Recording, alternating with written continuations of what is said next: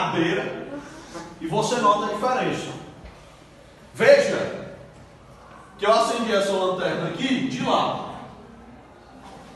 Certo? Então está aqui o objeto, a cadeira, está aqui a projeção dela. Se eu acendesse essa lanterna em cima, era a mesma sombra? Não. Se eu acendesse aqui.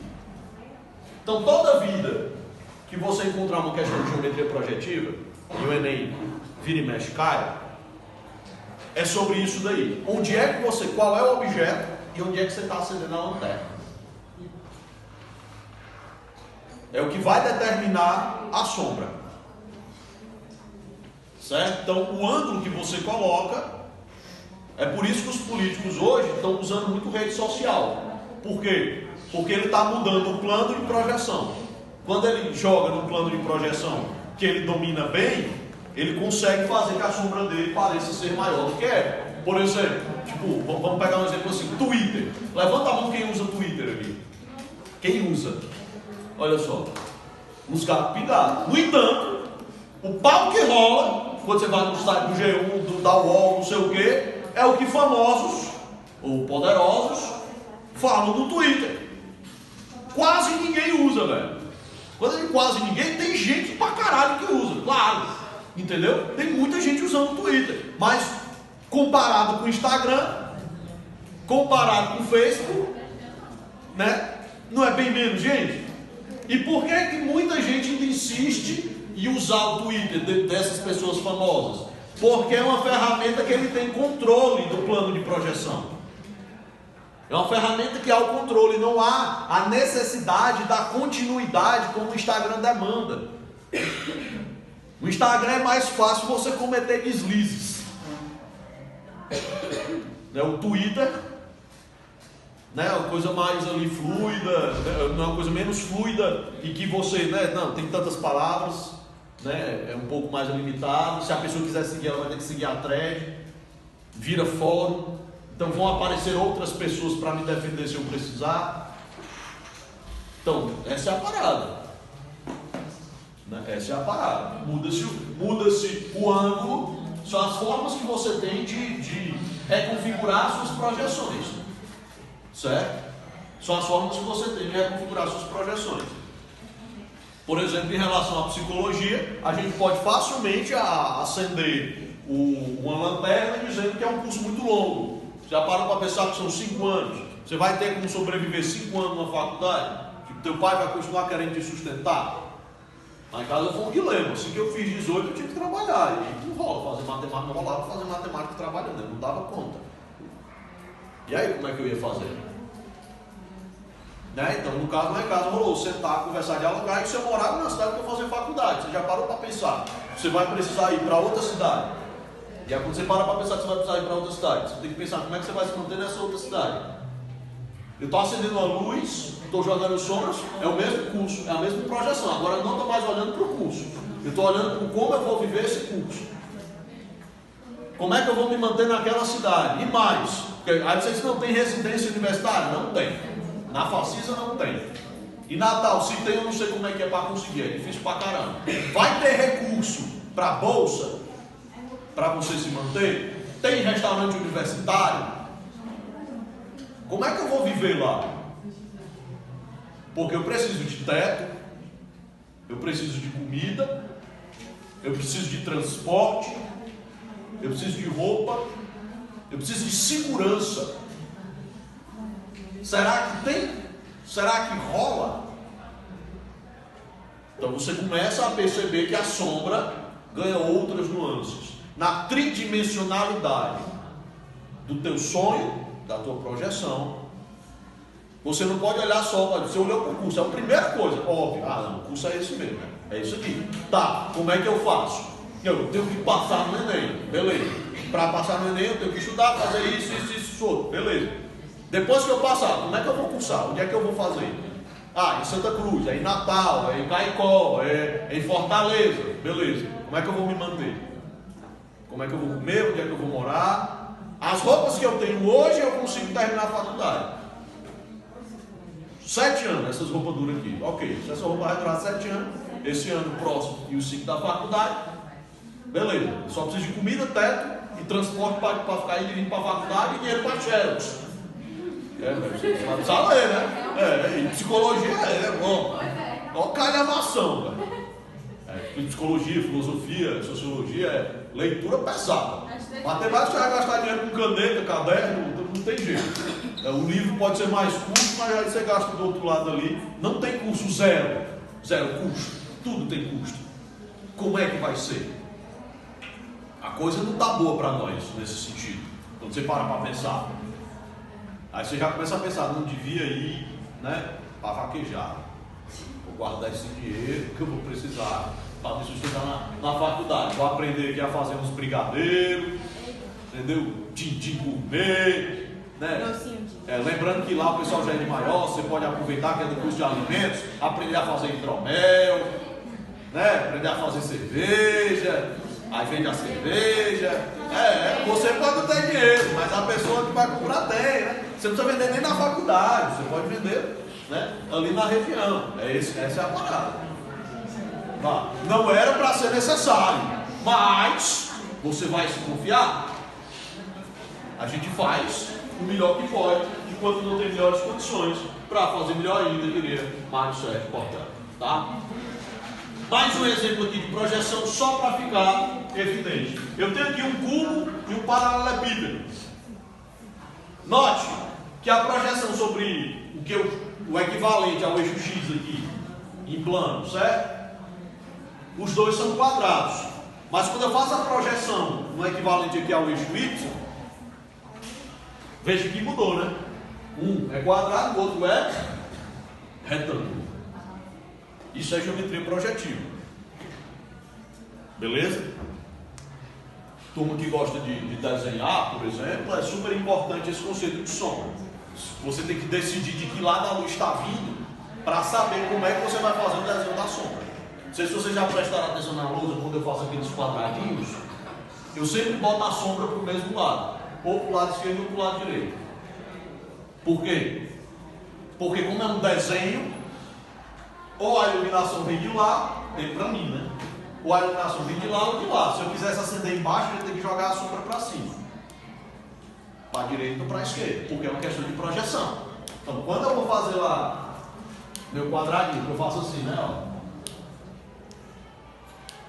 Destacando a resposta, por exemplo. Aqui, você vai reparar que todos os outros vão estar assim. E ó, eu sou um péssimo desenhista, ó. Vocês sabem disso. Mas essa noção eu tenho. De que se eu acender aqui uma luz, a sombra vai ser toda nesse sentido. Se eu fosse um excelente desenhista, a variação da luz ia depender da posição que eu lhe dou no quadrado. Porque o que pega lá embaixo, de repente a sombra é mais longa ou mais curta. Dependendo da posição. O bom desenhista, por treino, observa isso. Certo? Observa isso. Senão, imagina aqui, está aqui essa resposta, a outra está aqui.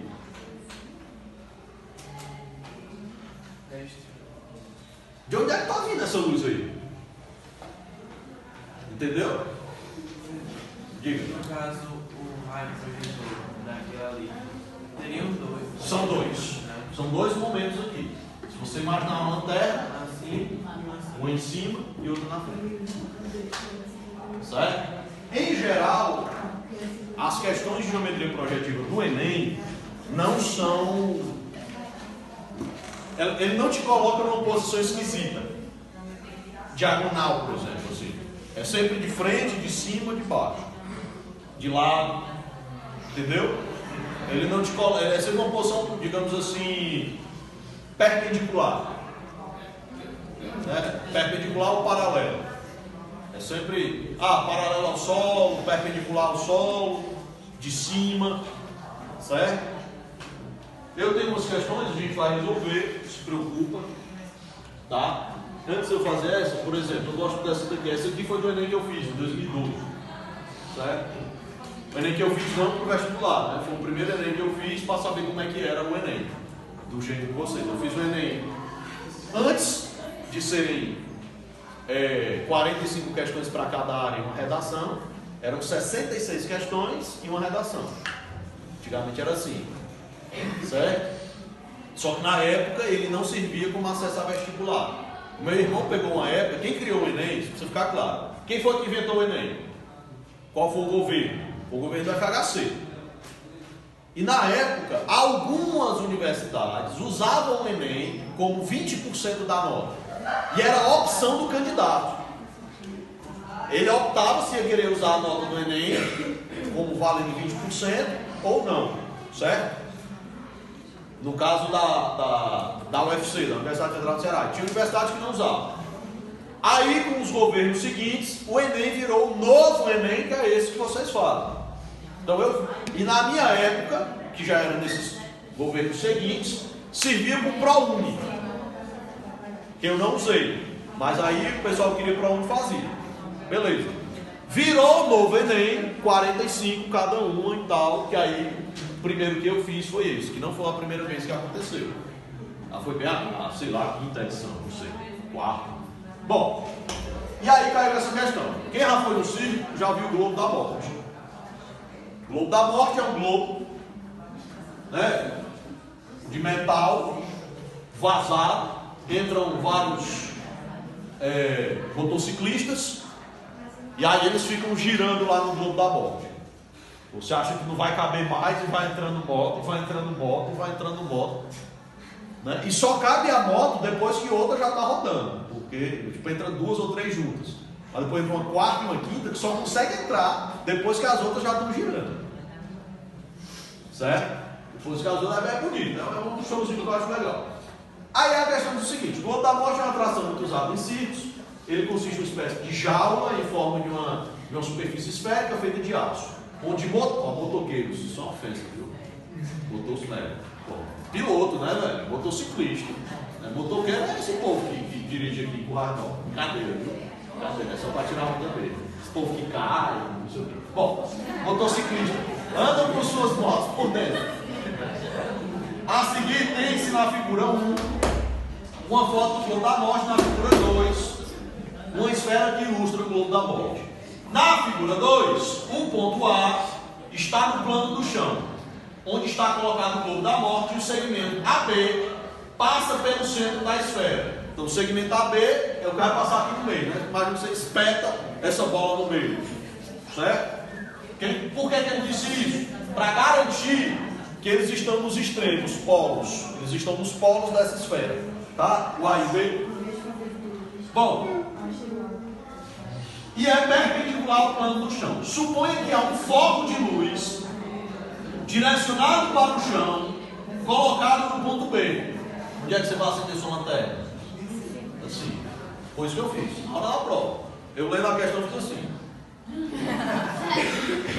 Eu vou já mostrar aqui.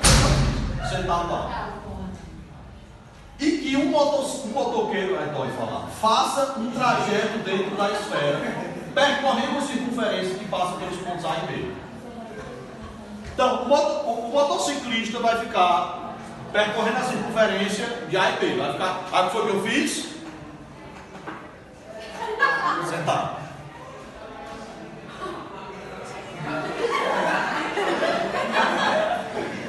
E assim já não tem.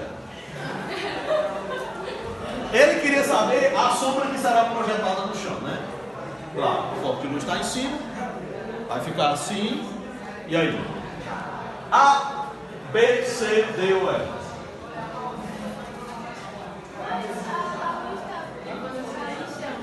Não, a luz está centrada em cima, a sombra vai ser projetada no chão, obviamente, e o motociclista está assim, ó.